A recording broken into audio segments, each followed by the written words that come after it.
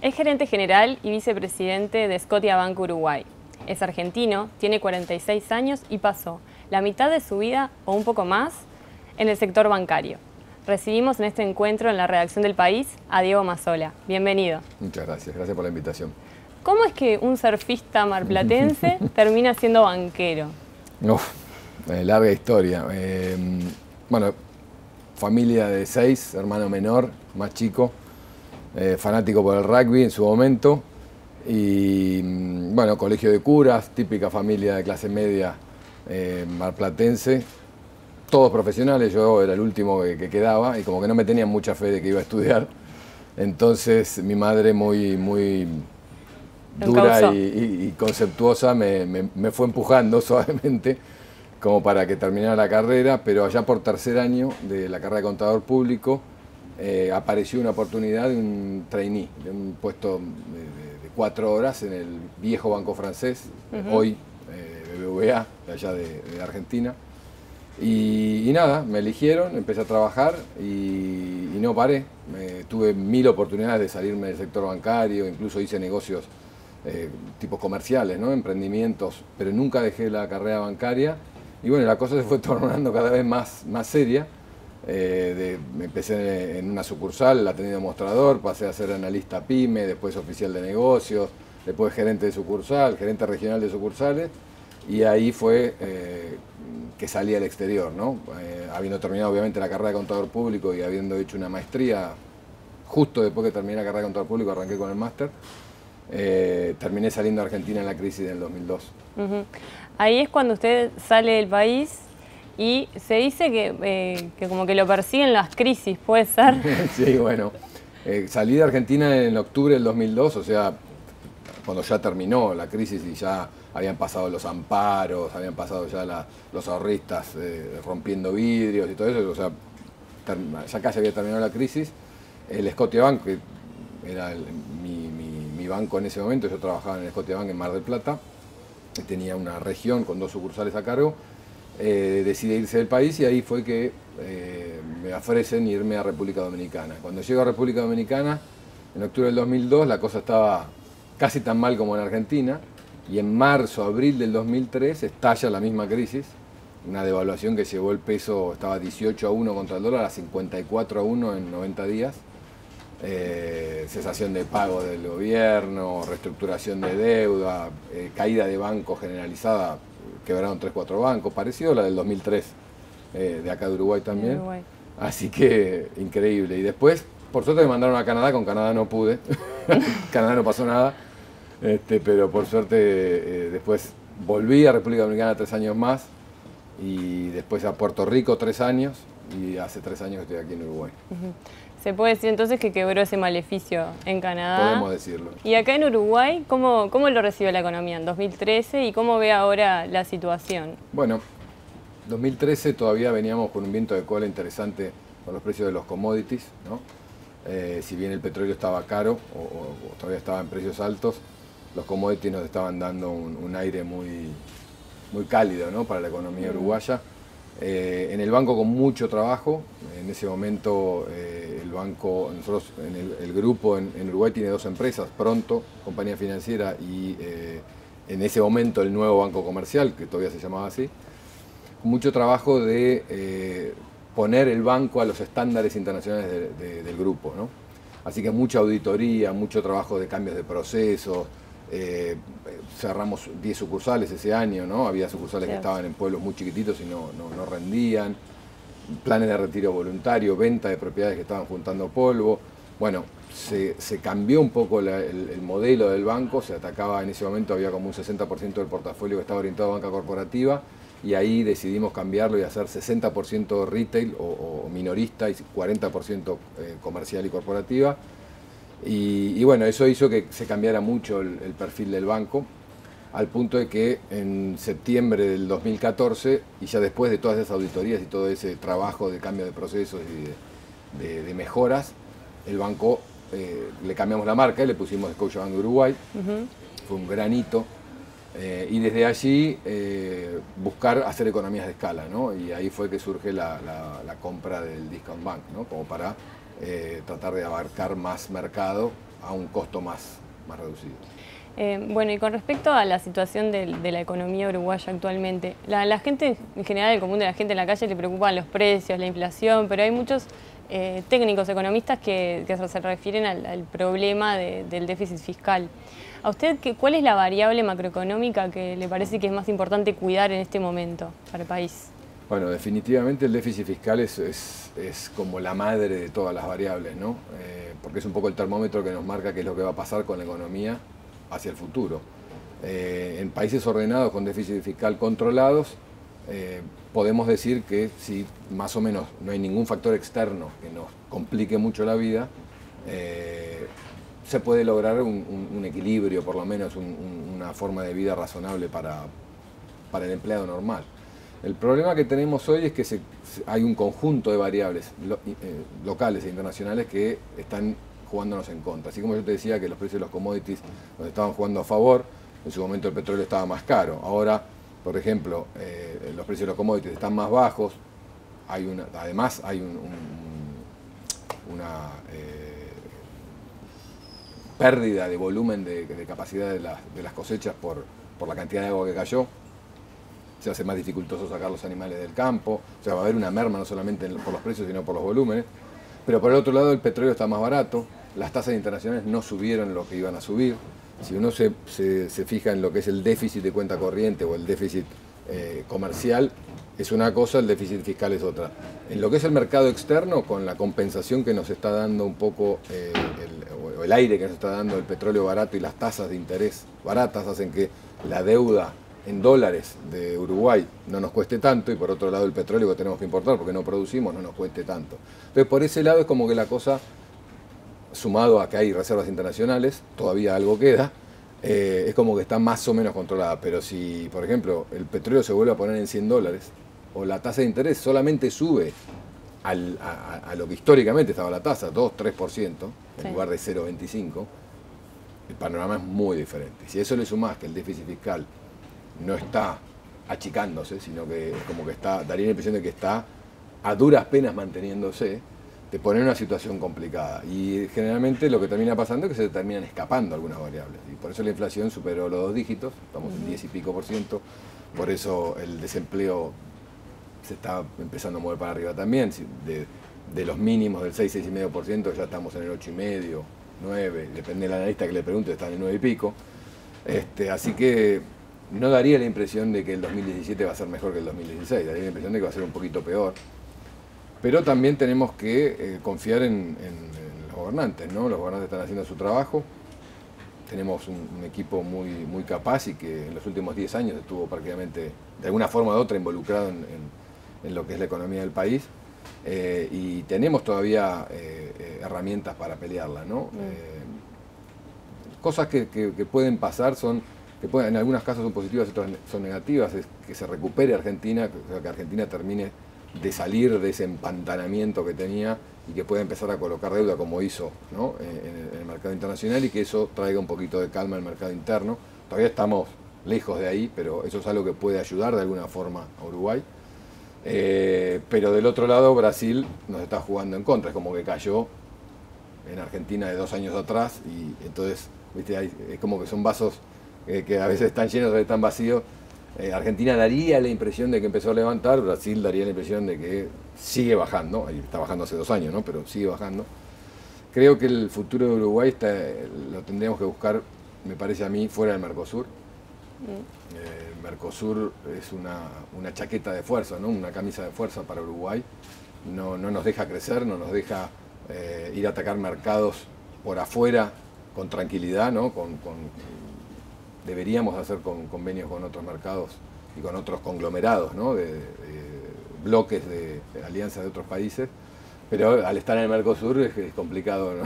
Es como que no podemos hacer. Daría la impresión, de nuevo, que Macri desde Argentina nos va a dar una mano, ¿no? Daría la impresión de que él también va rumbeando para ese lado, apertura, pero tiene problemas bastante más importantes que resolver antes que salir a atacar ese. Pero yo creo que la salida de Uruguay es seguir invirtiendo en infraestructura, como sé que lo están haciendo, pero seguir por ese camino, y ir a tratar de atacar mercados internacionales donde hoy no estamos, o donde hay alianzas, como puede ser la Alianza del Pacífico, que tiene perfiles de crecimiento más estables y más altos que donde nosotros estamos. Así que me parece que esas son las dos cosas que tenemos que atacar. Ustedes atienden a un espectro muy amplio del consumidor uruguayo, con Pronto y con lo que era el nuevo Banco Comercial. ¿Cómo están viendo al consumidor final uruguayo? ¿Está muy endeudado? ¿Está ahorrando? ¿Está siendo más cauteloso? ¿Qué comportamiento está teniendo? Bueno, la pirámide, o sea, cuando uno quiere administrar bien un banco, tiene una pirámide de clientes, ¿no? Tenés el ABC1, que es el tope de la pirámide, C2, C3, que es la clase, te diría, media alta, y después ya viene el D, E y F, que son las clases menos pudientes. En el caso de Pronto, nosotros, el cliente top of mind, o sea, el cliente que se siente identificado con Pronto, es un cliente C3, o el alto D, ¿no? O sea, que está en la base de la pirámide. El cliente que está identificado con el viejo nuevo Banco Comercial, o sea, no con el Scotiabank de ahora, sino con el viejo, es el C1. Te diría que, entonces, la base de la pirámide la tenemos muy sólida, entre el D, C3 y el C1. El AVE lo estamos empezando a construir, o si bien siempre hubo un segmento AVE muy fuerte en el banco, creemos que lo podemos impulsar mucho más. El viejo Banco Comercial, no el nuevo Banco Comercial, sino el Banco Comercial de hace 20 años atrás, era el número 1 de Uruguay, especialmente en el segmento ABC1. Y es un poco lo que nosotros queremos recuperar. En los últimos 10 años, después de las crisis, de los bancos quebrados y demás, ese segmento se fue perdiendo, ¿no? Se lo fueron comiendo la competencia. Y hoy, con el nivel de servicios que tenemos, con la inversión en tecnología que hicimos, con la marca, ¿no? Que hemos traído, creemos que tenemos una franquicia que puede ir a recuperar ese segmento, especialmente en lo que nosotros decimos banca premium. Así que, de nuevo, el segmento de abajo está bastante endeudado, pero más cauteloso que años atrás. Entonces yo te diría que yo no espero que vaya a haber un boom de consumo, ¿no?, entre el 2016 y el 2017, para nada. Al contrario, veo que la gente está más cuidadosa mirando dónde invierte, dónde gasta y cómo gasta. No es que está parado, porque es mentira, el consumo realmente sigue con números positivos, o sea, se sigue incrementando suavemente. Antes la pendiente del incremento del consumo estaba así, ahora está así, pero no está negativo todavía. O sea, eso es mucho mejor que lo que le está pasando a Argentina ahora sí. O sea, siempre lo pongo en comparación, porque estamos en un bloque de países donde Uruguay sigue siendo el mejor país, sigue siendo el que mejores índices macroeconómicos tiene. Todavía Producto Bruto sigue siendo positivo, a gatas, pero sigue siendo positivo. Y lo que necesitamos también son más inversiones, ¿no? Más inversores extranjeros que vengan a arriesgar su capital aquí, o mayores inversiones de los inversores locales. Y para eso se tienen que estar dadas las condiciones, ¿no? Y hay especialmente en el sector bancario y financiero, hay ciertos costos fijos que son muy altos, especialmente los costos laborales, los costos impositivos, que hacen que si no tenés una masa crítica decente, ¿no? Te estoy hablando de más de 10% de market share, más o menos como tenemos nosotros ahora, se hace muy difícil pagar esos costos fijos y ser rentable. Así que ahora, por eso se está concentrando, ¿no? Con la inclusión financiera, por ejemplo, esto de alguna manera obligó a los bancos a abrir cuentas y a dar tarjetas y a como hacer parte a mucha más gente, a una población mucho más amplia. Esto funciona siempre y cuando las personas usen esas tarjetas, hagan transacciones y demás. Ahora, ¿cómo quedaría posicionados los bancos en un escenario en el que hay como una desaceleración y la gente ya no está tan predispuesta a gastar? Ese es un muy buen punto, porque la verdad que hace 3 años, cuando yo llegué, la ley de bancarización se veía, yo te diría, como un problema, ¿no? Como un costo extra que nos tiraban a los bancos para bancarizar a la gente y darle servicios gratis. Hoy yo creo que por lo menos nuestro banco lo tomó como una oportunidad. No es la primera vez que me pasa, porque en otros países ya lo viví, me ha pasado. Entonces nosotros lo tomamos como una oportunidad y tratamos de utilizar este factor disruptivo, porque es una ley, es algo que vino de arriba, no fue algo provocado por la competencia, provocado por nosotros mismos, sino que vino de afuera. Tratar de utilizarlo para posicionarnos más adelante, ¿no? Para posicionarnos mejor con respecto a la competencia. Y ahí es donde la imaginación uruguaya hizo muy buen efecto, y gente de nuestro equipo, por ejemplo, le buscó la vuelta junto con Tienda Inglesa, con uno de los supermercados más importantes a nivel local, para disponibilizar esa tarjeta de loyalty, ¿no? Sí. ¿Cómo se dice loyalty? Fidelización. De fidelización que había antes, transformar en una tarjeta de débito. Y que toda esa plata que antes fluía en efectivo y que simplemente la gente presentaba la tarjeta de fidelización amarilla y pagaba en efectivo para ganarse los puntos, ahora simplemente tienen que presentar la tarjeta de débito. Y seguimos con la... fue un exitazo, colocamos cientos de miles de tarjetas, o sea, fue muy bueno. Pero ahora le agregamos más beneficios. Esa tarjeta también te sirve, por ejemplo, para tener el descuento los domingos. Esa misma tarjeta de tienda inglesa, tarjeta de débito, para tener descuento los domingos en eso. Entonces, tenés descuento de 10% en la compra de gasolina, de combustible. Todavía estoy con el lenguaje caribeño. Pero lo que te digo es que si los bancos no empezamos a utilizar estas oportunidades, el market share te lo come lo de afuera. Nosotros teníamos 16% de market share en tarjeta de débito antes de esto. Hoy estamos arriba del 30%, contando todas las cosas que hicimos, no solamente la tienda inglesa, ¿no? Con todos los mecanismos que instrumentamos para ponerle beneficio a las tarjetas. Y eso es algo que es muy importante. Y por otro lado, va de la mano con lo que quiere el gobierno, porque tenés el 4%, el 3% de descuento en las compras ahora con tarjeta de débito. Se empiezan a sumar otros beneficios que hacen que el banco empiece a canalizar todo ese flujo de pesos en efectivo a plástico, ¿no? Claro. Ahora, de todas maneras, parecería como que este esquema de pensar en beneficios y descuentos con las tarjetas ya como que se convirtió en una especie de commodity para todos los bancos. Todos los bancos ofrecen, distintos, pero los ofrecen. Entonces, ¿por dónde sería la estrategia? ¿Cuál sería el siguiente paso? ¿Cómo se puede seguir fidelizando? Te doy un ejemplo. La tecnología es lo que viene, ¿no? La digitalización, la banca digital es lo que se viene. Tú sabes que los bancos aquí abren más o menos de 1 a 5 de la tarde o de 12 a 5 de la tarde, de lunes a viernes, sábados y domingos no abren. Nosotros a través de tienda inglesa podemos tomar depósitos, pagar tarjeta de crédito, pagar préstamos personales de lunes a domingo de 8 a 10 de la noche, por ejemplo. Claro. Entonces, ese tipo, ahí es donde yo digo que hay todavía oportunidades, ¿no? Con tecnología, nosotros armamos una autopista que conecta tienda inglesa en línea con el banco. Entonces, cualquier pago que vos haces ahí, automáticamente impacta la base de datos del banco.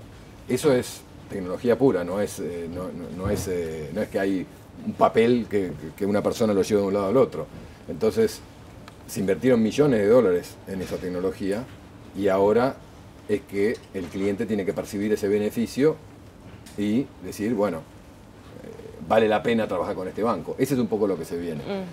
De ahí el tema de lo que han cambiado todas las aplicaciones para teléfonos inteligentes que tenemos en el banco, el home banking. Vos hoy prácticamente todo lo que podías hacer en una sucursal, hoy lo podés hacer con el teléfono o por internet, desde pagar una cuenta, un colegio, mandarle plata a un tercero, mandarle plata fuera del país, todo lo haces desde tu casa. Y son cosas que hace 5 años atrás no teníamos. Entonces me parece que por donde viene la cosa es que los bancos tenemos que tener capacidades de atender muchos más clientes vía canales alternativos, que no necesariamente son las sucursales y el canal típico o antiguo que teníamos, y tratar de distribuir mejor los costos fijos que tenemos con esa nueva base de clientes mucho más ampliada que se atiende más que nada digitalmente, ¿no? Los bancos son de las instituciones que más reportan operaciones sospechosas sobre lavado de dinero y demás a las autoridades. Pero en los últimos tiempos hubo algunos casos bastante conocidos, ¿no? Difundidos por la prensa, en los que se vio que sí se utilizan en definitiva algunos bancos, cuentas bancarias para esas operaciones. ¿Qué fallas ve en el sistema? ¿Qué se debería mejorar como para que esto no ocurra? Te digo lo que estamos haciendo nosotros, por lo menos. No sé qué es lo que están haciendo los otros bancos, pero nuestros estándares, por lo menos desde el 2013 para acá, los estándares nuestros son los estándares que el banco tiene en todos los países del mundo. Entonces, para pesar nuestro, del manager local, tenemos que, digamos, no solamente acatar las normas del Banco Central local, sino además acatar las normas del banco a nivel internacional, que son todavía más duras que las del Banco Central. Entonces tenemos un sistema muy importante que se llama BSA Prime, es muy pesado, está monitoreando lo que hacen todos los clientes y los empleados del banco en forma continua y te va levantando alertas todos los días.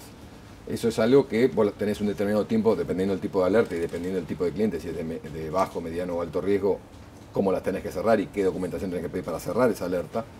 Pero es un sistema que se empezó a implementar hace 3 años y te diría que está recién en full efecto ahora.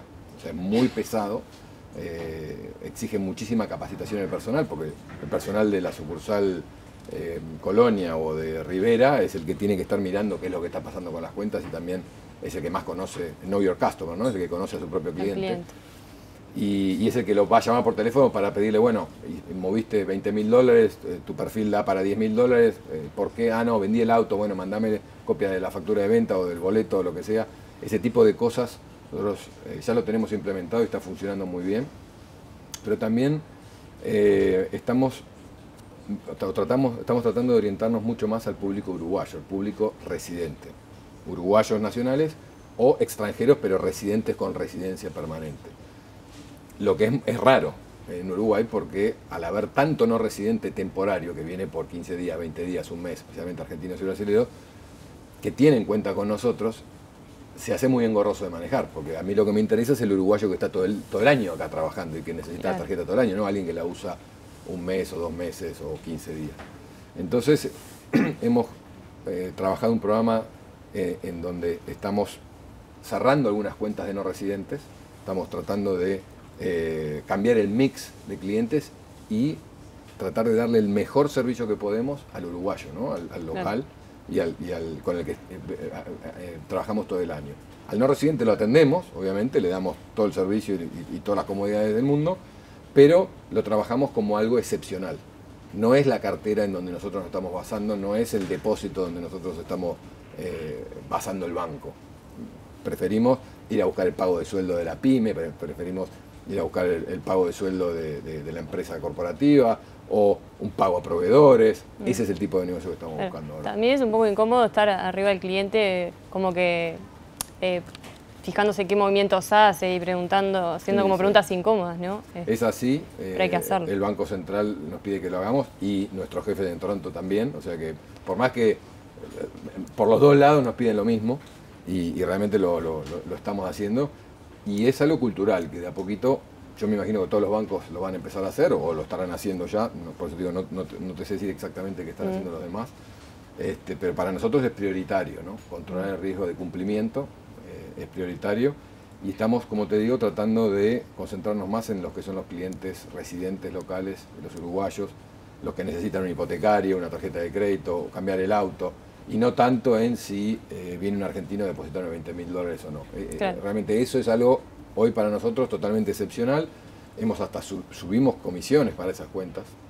O sea, estamos tratando de desincentivar ese negocio y tratando de concentrarnos en lo que es el negocio core de la producción de riqueza en Uruguay, ¿no? En los últimos 10 años Uruguay fue de 17 billones de dólares de Producto Bruto a 50, 55 billones de dólares de Producto Bruto, y eso genera una clase media, ¿no? Un ensanchamiento en la clase media, y ahí es donde nosotros queremos trabajar, no tanto en la persona que va y viene. Claro.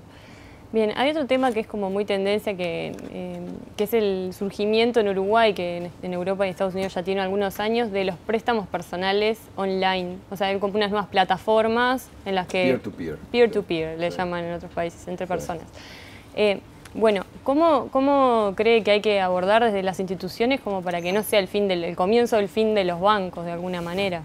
No, nosotros desde la Asociación de Bancos de ABPU ya hemos levantado digamos, el tema con el regulador, porque es un tema que preocupa desde el punto de vista, uno no conoce, no es totalmente transparente, por lo menos para mí, cómo funciona, no soy un experto en eso ni quiero serlo, pero sí, por lo menos que es un tema que las autoridades van a tener que regular o van a tener que revisar, ¿no? No es un trabajo de los bancos privados, pero definitivamente es competencia. Nosotros tratamos de ser lo más competitivos posible hacia adentro. Cuanto más competencia hay, generalmente te despierta lo mejor en los individuos y en los profesionales. En este caso, lo que hay que tratar de resguardar es al ahorrista, ¿no? Así como nosotros tenemos fondos de garantía, estados auditados, auditorías CERT, el Banco Central, auditorías internas, externas, tenemos una serie de mecanismos, si se quiere, de redes de contención o de redes de seguridad sobre el papel fiduciario que tienen los bancos de proteger al ahorrista, ¿no? Porque vos depositas $10.000 en una cuenta en el banco, yo tengo el deber de protegerlos como si fueran míos, ¿no? Tratar de buscar esos mecanismos, o el regulador va a tener que buscar alguno de esos mecanismos para tratar de proteger al ahorrista que también pone plata en esos mecanismos alternos. Ahora también el ahorrista puede ser que esté pensando en elegir estas otras alternativas porque los bancos todavía no le están dando un retorno por sus depósitos suficientemente importante, ¿no? Es lógico, a igual retorno, igual riesgo, ¿no? Ese es el punto. Es una espada de dos filos, una moneda de dos caras. El Uruguay desde el 2003 para acá hizo un trabajo tremendo el regulador para tratar de que hoy el uruguayo tenga bancos lo más sólidos posibles y de hecho el sistema bancario uruguayo está prácticamente blindado, está muy sólido, está muy fuerte. Dudo mucho que se vayan a rifar esa seguridad en un tema de un negocio puntual. Lo más importante para mí es que se sepa qué está pasando, que se controle y que el gobierno cumpla su función en defender al ahorrista, así como cumple su función en defender al ahorrista con los bancos, ¿no? Va a haber que buscar mecanismos especiales, son cosas nuevas, ¿no? Y son cosas que acaban de salir. Por ejemplo, saliendo un poco de lo que es el peer-to-peer lending, Uber, otro ejemplo, ¿no? Es disruptivo, es nuevo, ya ha pasado en otros países, podemos aprender, va a haber regulación nueva, va a haber seguros especiales, tienen que pagar impuestos. Bueno, todas esas cosas que están pasando en este momento con Uber, de a poquito van a ir pasando en los peer-to-peer lending también. Lo mejor que puede pasar es que no se regule nada para ellos, ¿no? Y que todo siga como está. Yo dudo que eso sea así porque realmente sería dejar al consumidor o al inversor, dependiendo de cómo si es de Uber o de peer-to-peer lending, desprotegido. Y ese no es el trabajo del gobierno, ¿no? El gobierno está para proteger al pueblo. Bueno, habrá que ver cómo surfar esa ola entonces. Sí, no, definitivamente que hay olas más grandes, más chicas, más complicadas, menos complicadas, pero al final son ciclos, ¿no? Nosotros hemos vivido muchos ciclos en los bancos en los últimos 20 años, yo hace 25 años que trabajo en bancos. Obviamente el tipo de cambio que estoy viviendo ahora es velocísimo, o sea, las cosas que están pasando, los productos que están saliendo, la disponibilidad de la tecnología al banco, las fintech, ¿no? Las compañías financieras tecnológicas o tecnológicas financieras crecen y se reproducen a una velocidad que es infernal. Nuestro banco creó una nueva posición a nivel mundial y contrató a una persona, el señor Ignacio Deschamps, que es el director mundial de digitalización, que tiene a su cargo justamente todos estos productos y servicios y en cómo adaptar al Scotiabank hacia el futuro. Creemos que nuestros competidores van a ser, o son ya, Apple Pay, o Google Pay, o los peer-to-peer lending. Ya no es el típico JP Morgan, Goldman Sachs, o Citi, o Santander, el competidor ya, sino que los otros están compitiendo a una velocidad, al estar desregulados, al tener la ventaja de no tener que cumplir con todas las normas que tienen que cumplir los bancos, van evolucionando a la velocidad de la luz. Entonces se creó una posición específica a nivel mundial en el banco para atacar exactamente ese problema y ya hay estructuras, ya hay mecanismos, ya hay algunas cosas que están pasando de todo tipo, ¿no? Desde adaptación pura, de que nuestros mecanismos de pago, por ejemplo en Canadá, ya acepten cualquier tipo de plataforma para pagar, hasta qué vamos a hacer en Uruguay, ¿no? Todo en su medida y armoniosamente, ¿no? Todo hay que esperarle a su tiempo. Por sobre todas las cosas tienen que ser cambios que económicamente sean eficientes. En mercados muy chicos es muy difícil desplegar toda esa tecnología toda junta. Así que por más que yo en Canadá pueda, por ejemplo, pagar con el simple hecho de apoyar el celular en una terminal de pago, acá todavía ni siquiera está desarrollada las terminales de pago para aceptar eso. Entonces, va a venir. Todo lo que ustedes están viendo en Estados Unidos o en Canadá cuando viajan, acá va a venir. El tema es que el mercado es chico y las inversiones son muy, muy importantes y hay que irlas haciendo en la medida que sean eficientes. Bien. Muchas gracias, Mazzola. Un placer. Gracias.